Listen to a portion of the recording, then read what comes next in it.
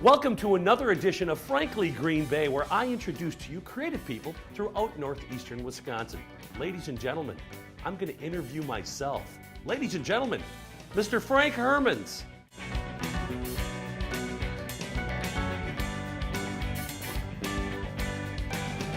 Welcome to Frankly Green Bay, as I get to interview the guy I know better than anyone, myself. Frank, how you doing?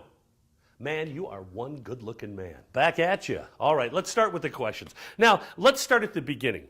When did you start this thing called Let Me Be Frank Productions?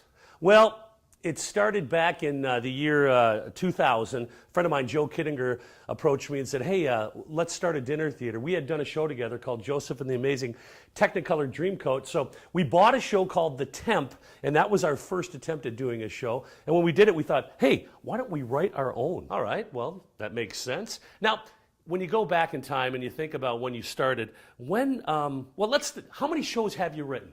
Well, we've written a total of 95 shows. I've written with Joe and Pat Hibbard, 10 of those with Joe, 80 some with Pat Hibbard, and I've written some on my own also. Having that collaborative effort with both those guys is great because they're so funny. All right, now you have Let Me Be Frank Productions. Let's talk about other ventures that you have started. Tell us about some other things you got going on. Well, we also have what's called Frank's Tribute, where I do Elvis Presley, my wife does Reba, I also do Amin Cher, my brother Mike does George Jones, and Paul Evenson does Neil Diamond. We do those shows all over the state, corporate events. It's called Frank's Tribute, and it's just a hoot. Now let's talk about Frankly Green Bay just a little bit. You know, why a magazine? Why would you even think of starting a magazine, you know, when print is really not that, I don't know, viable right now? Oh, the magazine. Yeah, I forgot to bring that up. It's called Frankly Green Bay. We're on the TV show right now. But it's a monthly magazine just about De Pere and Green Bay, arts, entertainment, and culture. We have 20 writers that write different stories, and it's really becoming quite successful.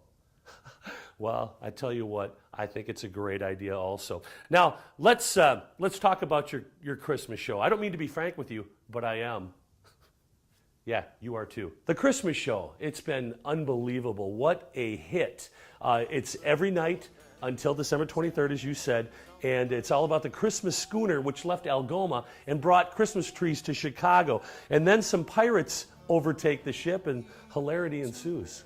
Well, it sounds great. I think everybody's loving it right now, and it runs every night until December 23rd. Now, you got a big event coming up real soon here. New Year's Eve is always a big celebration for everybody out there. What can you tell us about the New Year's Eve show this year? Oh, yeah. New Year's Eve is always one of the biggest parties. We take 5 of our shows that we did this year and throw them into one 3-hour show. You get champagne, hors d'oeuvres, party favors. I'll even drive you home after if you want. But it's a great time. You call TicketStar for tickets.